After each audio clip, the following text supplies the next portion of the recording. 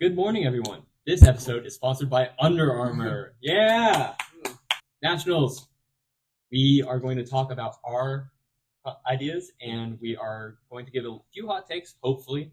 I don't have any, so hopefully these two have some good ones. And we're also joined today by special guest Matan from Brandeis. Hello. Thanks for having me. Feels like you're always here with how much you comment on our other podcasts. Look, I've been listening to this podcast since last year when Andres was on it.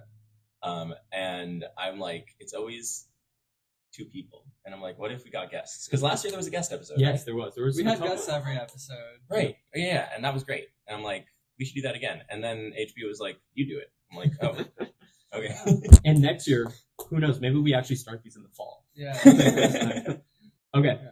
I think we're going to start with the easier bracket because there's lots of them, which would be D2. And also people are going to get less mad at us for D2. So it's better to start there. Yeah, less high stakes. Interesting mix of teams we have. We got UTSA. UTSA, Minnesota, Brown, Texas, UCLA, Marquette, Emerson. Mm-hmm. Right off the bat, I do think this is like a UTSA, UCLA kind of controlled D2, especially looking at the rosters. Like UCLA is bringing 21 people, or at least they have 21 on the roster. Mm-hmm. Yeah. So that's a little scary. Imagine Nationals being near your college and actually getting to bring a bunch of people. I don't know if they're going to... I mean, in my mind, it's hard for them to do California again. Oh, my God. The amount of teams that just dropped fully. Yeah, it was painful this year. And I think if they do a feedback form, they're going to hear a lot of people saying, we won't go back to California. Well, while you pull that up, I'll give my take. I haven't watched a ton of D2, more so the MQC, but I've seen the teams. I've watched at least a little bit of film on each. I think I have University of Texas taking it. Mm-hmm. I just think that their team is a little bit better structured for the tournament. Obviously, UCLA having 21 people is going to be a big advantage. And I honestly don't know what the ordering is for the round robins for D2. I don't know if they've come out with who's. Yeah, there is the schedule's out there. You could all look at it. Given that it's a relatively even playing field, I think that University of Texas is going to have the best chance at it, personally. I think that's also fair, considering they were runner-up to D2, lost to Middlebury in the finals of D2 championships last year. I don't know, again, I also don't know what their roster looks like, but I'm assuming they're bringing back a lot of people who have a lot of experience, and they'll be a dangerous team in D2 for sure. Yeah. I'm a rep MQC all the way. Okay. I think Brown is definitely a dark horse here. Mm-hmm. I went back and checked out a bunch of the Garland stuff. UCLA beat UTSA, UTSA beat Texas, and then Texas beat UCLA. So there's like a full circle of like everyone beating everyone. Texas caught in every single one of their games. So you were saying that Texas is going to take it all. Yeah. I think if they go up against a seeker like Karsten who can kind of sneak in and get that catch, it might hurt Texas's chances in that matchup. UCLA and UTSA are more like slot-in picks, but I do want to see a MQC do well, so I'm a rep Brown. Okay, that's fair. And I think D2 is really the spot for an upset or from a dark horse coming out. Middlebury. Middlebury last year. Yeah. I think I was on the Off-Broom podcast right before. I don't know if any of us mentioned Middlebury as like a real threat for D2. If I remember correctly, that was the Nationals before episode was with Cleo, and I don't think Andres, me, or Cleo said Middlebury. Yeah, that was a surprise. Yeah. I was confident Emerson could be Blue Jay, and we didn't face, so who knows? Who knows? Could have happened. I think we'll see a lot of like big star performances in D2. I think especially because the teams are going to be a little bit less well-rounded overall compared to D1 teams. You're going to see that star power show out a little bit. You're going to see a little bit more of those mismatches that really make players like pop out on the film or in games. I just wish more D2 teams were going to be there. I do too. Like teams that like perennially are there, like Purdue or a Michigan. Just unfortunate that we're a little bit lighter on teams. Yeah, I hope next year there are more teams. Yeah, because that's also the fun of D2. It's like maybe not last year, but because there were a lot more teams. Last year was an anomaly, but D2 is like the fun. Like it's a little less high stakes. So like and if there were more teams, like more room for like standout performances. Oh, you've never heard of that player, and suddenly they're leading their team to like a D2 championship or something. Yeah. So yeah, It'd be exciting. Agree. Yeah, it's gonna be fun quad ball to watch for sure. definitely. yeah. Okay, on to the most important bracket out of all of the ones at nationals. Yeah. What's club? Yeah, college is always the most exciting. Yeah. D1 college quad ball. Should we each? So there are 4 pools. Yeah, let's say who's in every pool. Yeah. First. Pool A, UVA, Illini, Crucio, and RPI. Pool B, Creighton, Harvard, UVM, SHSU. Pool C is Texas State, BU, and Mizzou. And then Pool D is Rutgers, Blue Jays, Brandeis. Mhm. Do we each want to just take turns taking a pool and giving our predictions? Yeah, we can go Sure. through. Yeah, let's just go through pools one by one. Okay, I'm not giving you Brandeis, so you can take Pool A. Okay, I'll take pool A. In my mind, this is a pool with one interesting match, and then everything else is pretty cookie cut in the order that the pool is in. I think Interesting. UVA. Okay. I think UVA Illini will be a close game. Mm-hmm. I think that of all of the top 3, like the Creighton, Texas State, UVA, all of them who could drop a game in pool play, it would be this Illini UVA matchup. Okay. UVA is still favored to win. Don't get me wrong. But that could be an interesting game to watch. I think Crucio, we played them at regionals. Really good team. Surprisingly, last year I wasn't at the game that Brandeis played them, but it was also very close. So maybe they just have a thing for being good against Brandeis. But I think Crucio will lose to Illini. I think that Illini is kind of like my slot in for the 4th best team in the country right now. Fair enough. And then RPI versus Crucio could also be close, but I think Ben will have to have a pretty standout performance just to out physical. Like Crucio's such a physical team. I think Ben's gonna have to like really lock in to be able to outperform that. Yeah, that's an interesting take. Having watched a little bit of film against Illini, especially last year, but this year too, they do look really good, and they played Creighton close. So I kind of agree. I don't know if I would take Virginia to lose, but that if I had to watch one game D2 day 1, I'd watch that one just to see what happens. And I think if they matched up again, like I might even say like whoever wins the first game loses the second matchup if they were to play in the bracket. For sure. Yeah. The only thing I would push back on, I had the opportunity to watch both Crucio and RPI very closely at regionals, and then RPI again at D1 champs. I think if RPI brings their strong roster, if they manage to get Noah all the way out to California, which is a big ask for any rookie, but if they manage to have their full roster, I actually have RPI taking one off Crucio. I don't have either of them making the bracket, so it's one of those like a little bit of momentum, a little bit of pride going into the bottom bracket on day 2, but I think it'll be a fun game. I mean, I'd love it for RPI to win. MQC, and honestly, it will be closer than some of the other games we see on day 1. Yeah. If you're looking for just like a fun, close quad ball game to watch, tune in for that one. So yeah, I hear you. For sure, yeah. I guess I'll take Pool B, so I'm not doing Pool C with my own team. This one is more of a very obvious top versus one team. I think Creighton takes all of these games fairly easily. I think a big thing going into day 2 will be how easily these top teams go through their day 1, how much energy they have to expend. If UVA has to like really run their players against Illini, they might be a little bit more run down day 2. I mean, that's going to be a big thing. I think Creighton's not only going to win these 3 games, I think they're going to win them fairly comfortably, all of them. The only one that could give them a little worry is SHSU, but I don't think it's in the realm of an upset. I think it's more in the realm that they're going to have to expend a little bit more energy in that game. I do have SHSU as my second team in the pool. I've seen Harvard a lot. Love playing against them. I think they're got really good skills and really good strong suits. I do think a physical team is not a good matchup for Harvard. Yeah. I think they want a team that's passing the ball around, that they can disrupt very easily with beats, and then pressing out on maybe a weaker player to force a turnover. I don't think that's going to happen against SHSU, so I see Harvard probably losing that game. And then I don't know how UVM is third in this. All the love to UVM. This is a very, very strong pool, and it's just very odd to me that SHSU is a pot 4 in this, while UVM's pot 3. It doesn't. I don't think it reflects either team's play style this year, which I think is interesting. I mean, I don't know how the bid system works that got UVM into DU1 with Brown and D2. That's like a flip from the MQC system. However, like UVM, is a team that has like great standout players. They do, I don't yeah. think they take a game in this pool, but like I worry a lot for UVM's Yeah. beaters in these for sure. games. I look at the other ones, and UVM has very good skill and experience at their beaters, but they don't have that like super athleticism that all these Yeah, other teams have. I I get think I worry that they're gonna, especially because UVM isn't a huge team, they're gonna be like really pressed on the beater side and worn out quickly.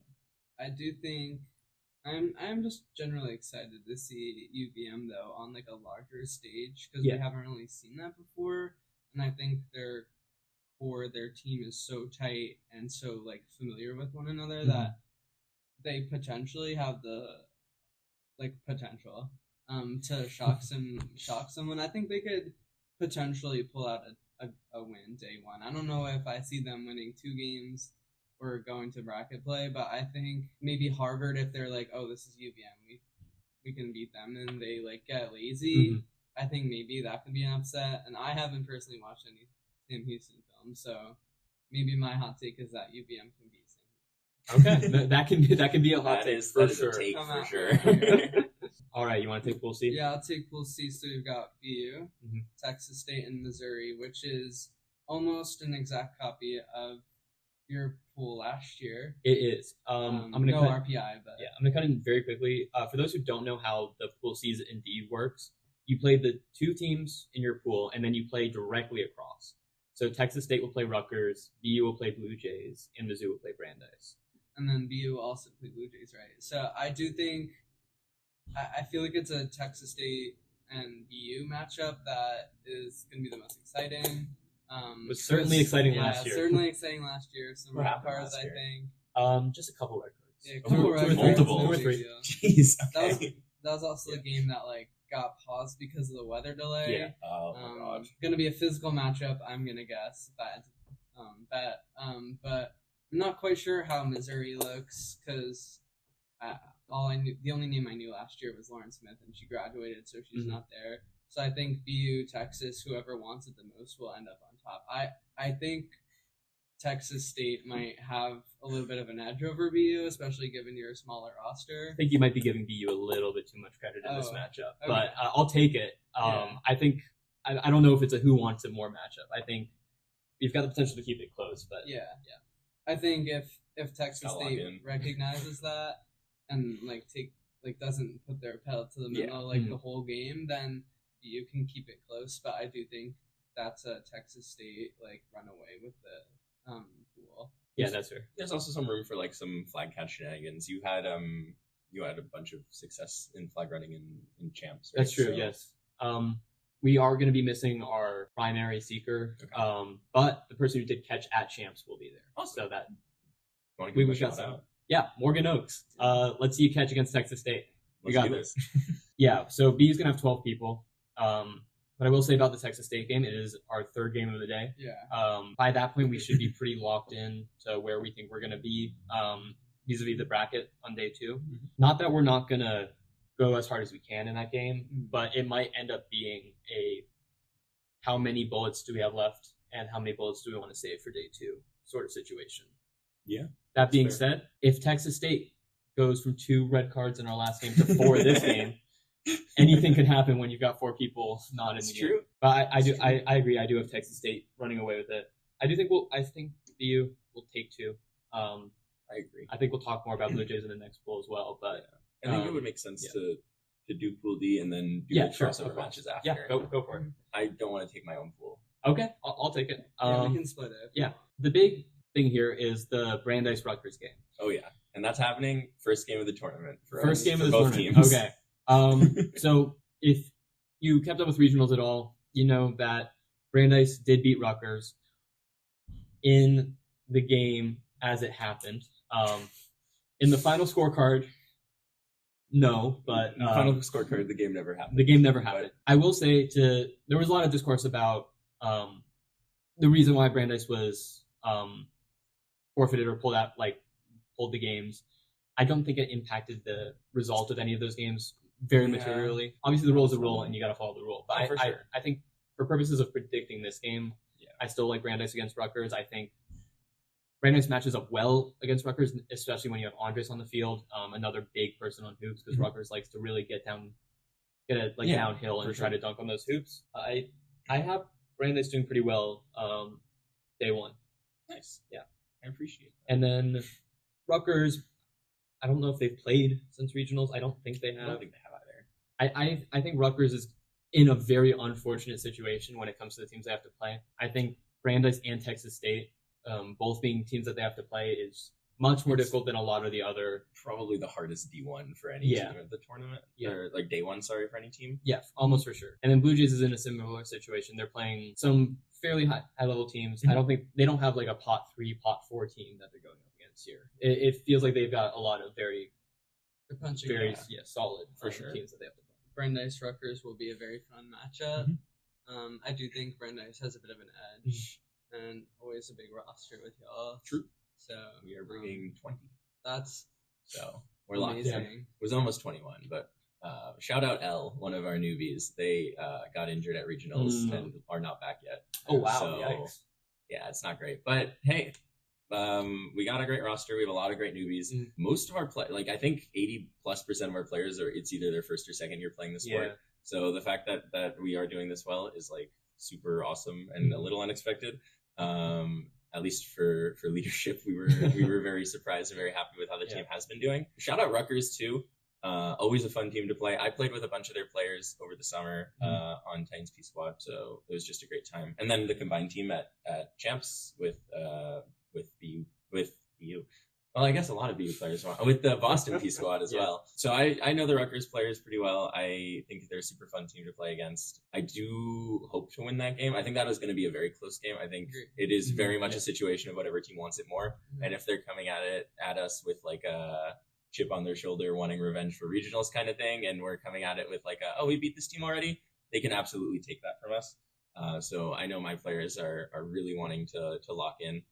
Blue Jay will be interesting for every team that plays them. They are very athletic. Yes. For sure. But going into nationals, Blue Jays is always a wild card because it's who's on Blue Jays and who's on Creighton, right? How many of the players who have been in that system all year are being graduated to Creighton for nationals? So it'll be interesting to see how they do. I think that their games honestly all the games they play will be close. I think that it's a team that could go 3-0 and could go 0-3, and maybe not likely, right? You could say that Brandeis and Rutgers have higher odds, or BU. Honestly, all their games they probably have less than 50% in my mind to win, but not no games are completely out of their hands. Yeah. So I mean, I think it's going to be a really fun pool. Yeah. Okay, should we give our actual games win-loss predictions for these teams? Do you want to do the crossover matches? Texas State is my prediction for that. Okay. Does anyone else have thoughts on that game? No, I don't think it's going to be particularly close either. I think Rutgers is them in the limelight a little bit as one of those peripheral top teams, and Texas State is going to want to. Yeah, they're going to want to show off a little bit. That's fair. I get that. We talked about BU Blue Jay a bit. Yeah. I think you have the edge. I have BU winning, especially because pretty sure it's our first game of the day. BU with a small roster. Our first game and our third game are going to be different games. I think it's good that we're playing them first. I think it lends more to BU than it does to Blue Jays. Yeah, I agree. And then there's Mizzou Brandeis. I haven't watched that much Mizzou film. Ryan and Oren have, so have our coaching staff. And I've been told that it will be one of the easier games, but not a free game. So that's the opinion I have as well after watching it. I think Mizzou is going to have a respectable 0-3. I agree. It was a good franchise because I remember they were in the semifinals against Harvard my freshman year. Yeah, they made at least day 2 last year with a much smaller D1. Yeah, they're a good team. I just don't think that they have good matchups. I think it's gonna be tough for them. So I don't think we have a ton of disagreements about how many of the day 2 teams are gonna move on to the winners bracket are gonna do. From our discussion, it would be UVA, it would be Creighton, Texas State, Brandeis, SHSU, Illinois, and then probably BU. And then the last one is interesting because the way that this is kind of broken down is that we're going to have a 1 and 2 team in the winners bracket on day 2. So our options for that would be Crucio or RPI. Let's go Crucio. I think they probably have the better chance there. Harvard and Rutgers. Those would be the 3. Would all be the 1 and 2 teams, and then you go into the tiebreaker system to see which one comes out top. So tiebreaker would be for these 3 teams total point differential across all 3 games that they play. Okay, so first of all, it's head-to-head, but all the teams are going to be 1 and 2, and they're all going to be for different pools, so that's not applicable here. Then it's average score differential in games between the teams, which again, not applicable because there are no games between them. So it goes straight to average score differential across the whole tournament. Who are the highest scoring teams out of the ones we've mentioned? Yeah, so the issue is I think Texas State's going to play Rutgers hard. Mm-hmm. So that hurts Rutgers' chances a little bit because I think Texas State will just want to beat them by as much as possible. I think UVA will play Crucio medium to hard. They're a pretty small team, so they don't have the depth to They're not going to be playing depth. But even at regionals, they didn't have the depth, and you saw the scores from there. They were winning by 200 points against some of these teams. I think Harvard's an interesting team in that scenario because if they really, when I mentioned how I think potentially UVM could beat Harvard, if Harvard takes that as we need to score as much as possible to get to day 2, which they very well might. I think that could put Harvard above the other teams. I agree. I think the UVM is the easiest matchup for one of our 1 and 2 teams, and the most opportunity to gain a lot of points. I think Harvard plays in a way that lets them keep goal differentials close with really good beaters and some solid defense. Yeah. And I mean, Harvard is playing SHSU as their first game of the day. Yeah. It's at 8 a.m. They'll know for the rest of the day 1 what they need to do to make it to day 2. If they win that game, it's just, you did it. Congrats. If you lose that game, it's, you kind of got to stomp UVM into the ground by a large amount of points. So that'll be interesting to see. That first game of the day kind of decides a lot for that last slot of the bracket. So that'll be interesting. And because of all that, I do think whatever 1 and 2 team is in Pool B is probably going to be the one to go to the second day. I hear that. Which is very unfortunate for Rutgers. I do think Rutgers is one of the top 8 teams going to nationals.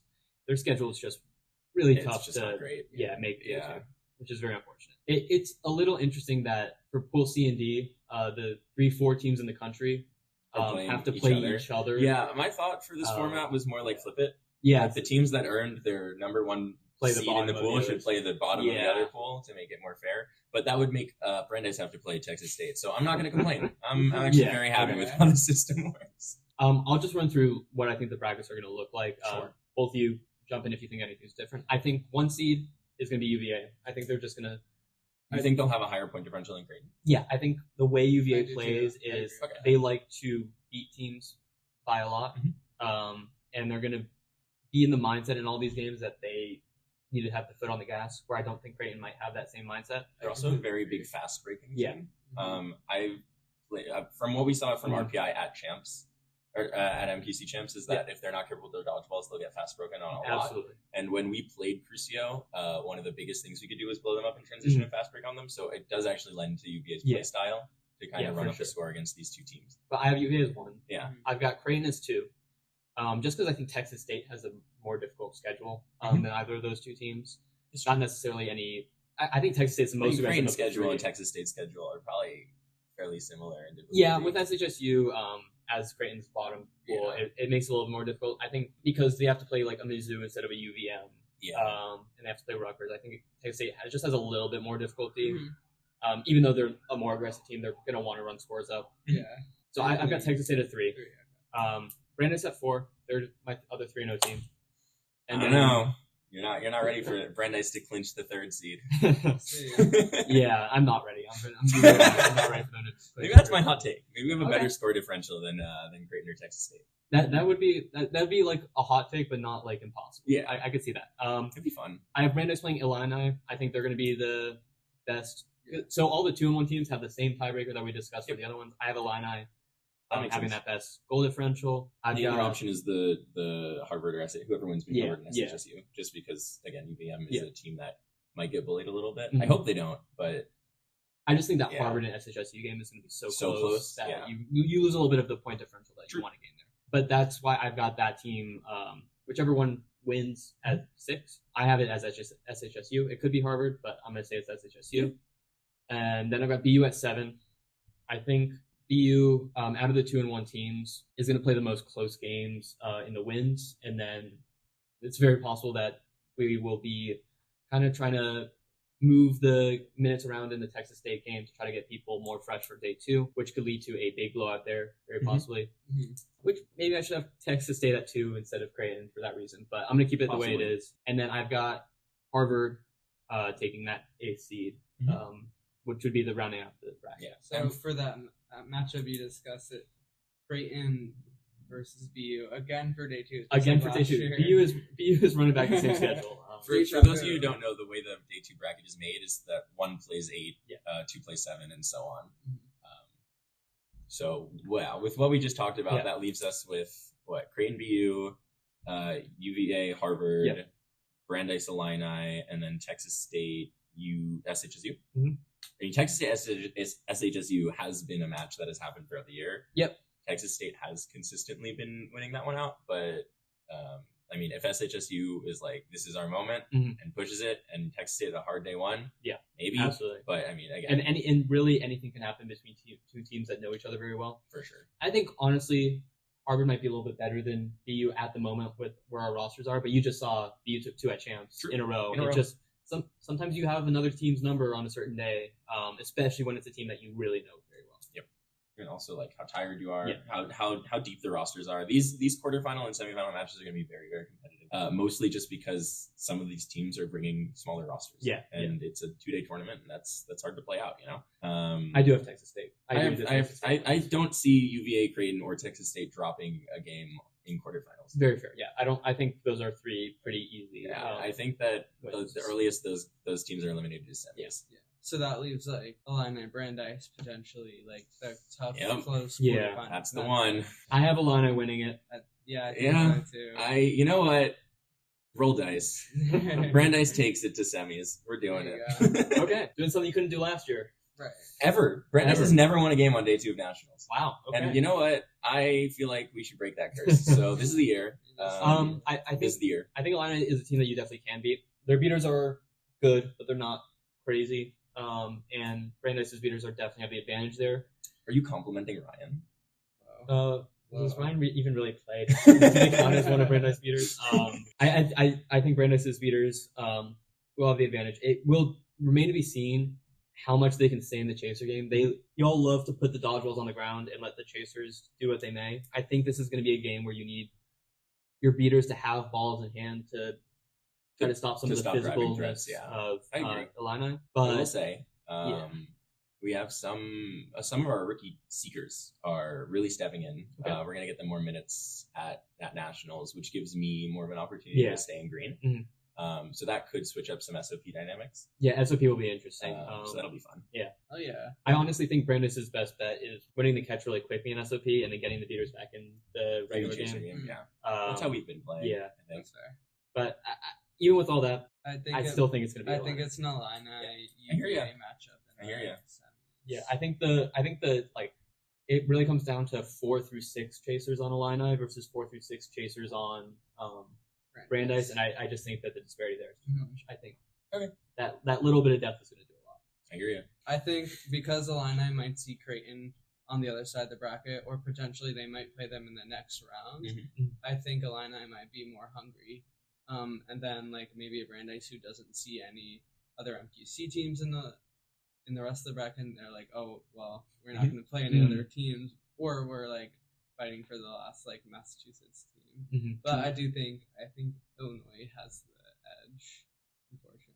I hear that. I will say, I hope you're at least cheering for us. Oh, absolutely. Yeah, I my favorite part of nationals last year was the games where all of MQC was on the sidelines, just like cheering on other MQC teams.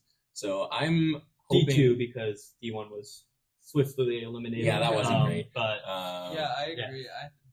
I can't wait to rep you guys. So when I fell in love with the sport rooting for Harvard at their semifinal matchup and then the finals, it just becomes a regional kind of just root for whoever your team is from, like everybody MQC roots for whoever is in the MQC still playing, and if you're in the South or the Northwest or same thing. Yeah. Okay, so for the semifinals, I think we've got UVA and Illini playing, and then it would be Texas State and Creighton.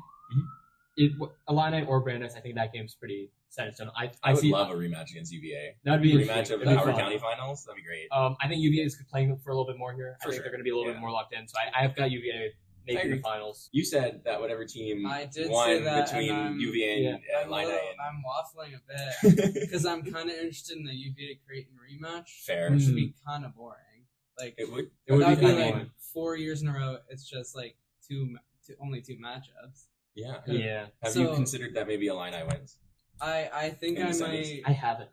You haven't considered it? I don't know. It could be a shock. Well, I'll have to see like day one who wins that matchup and how close it is, because if UVA like demolishes Illinois, which I don't think they do, but if they do, then I think UVA might have that matchup. But if it's close and maybe like a snitch grab or like a down to the wire play decides it, I think Illini could take that, and I think if whoever plays this game first, Creighton, Texas State, if they see Creighton in the finals, maybe they'll want to play their team in the same region, but also like UVA is going to want that rematch back. UVA is going to want. UVA is going to want, and I think that's what gives UVA the edge over Illinois. Actually, it's they want to play Creighton. Yeah. UVA is flying to California so they can play one team. Yep, absolutely. So the way you were talking about that, I've also got Creighton taking the other side. Do you have Creighton? I think I don't.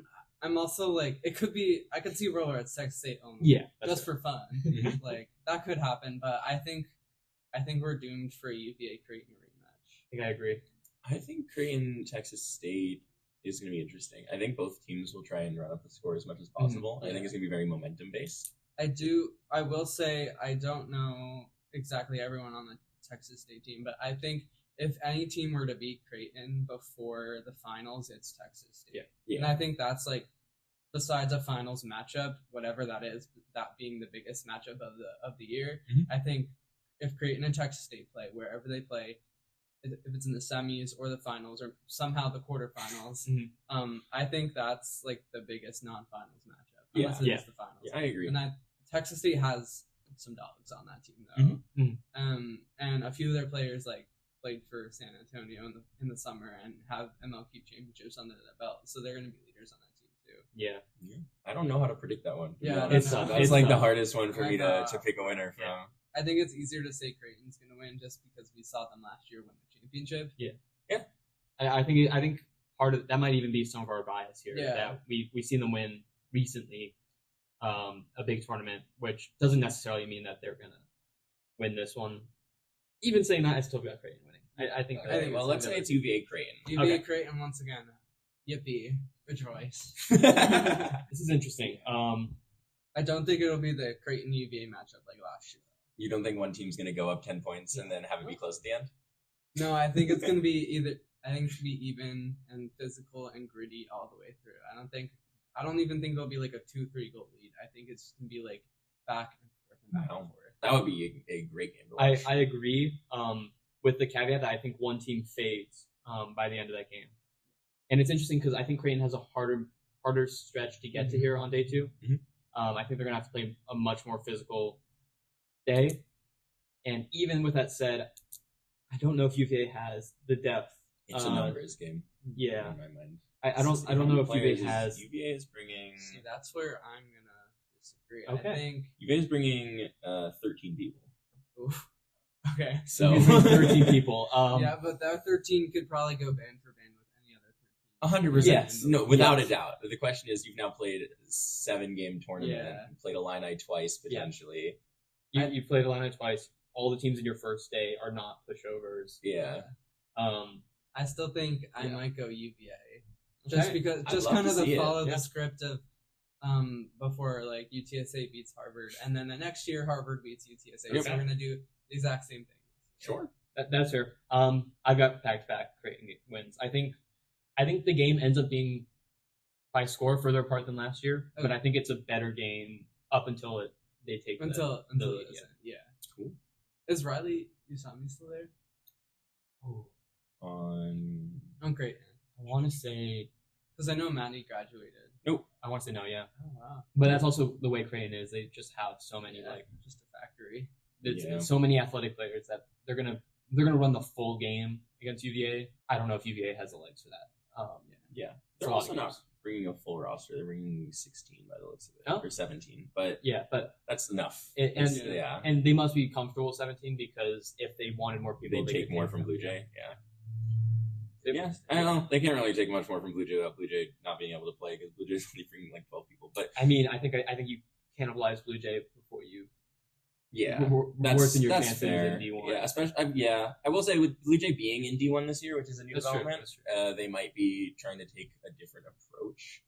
But I mean, it's possible. But Creighton wants to win. I think Creighton wants the back-to-back. Yeah. And I'm gonna give it to UVA because Oh. I've decided that they beat Brandeis, and so they clearly are the best team in the That's country. fair. So. Well, one more thing I'll add about UVA. They've got 13 on their roster. Mhm. Rhett is on their roster. Yep. I don't know if anyone knows if Rhett's playing yet. Oh, really? Has he been injured? Rhett is abroad.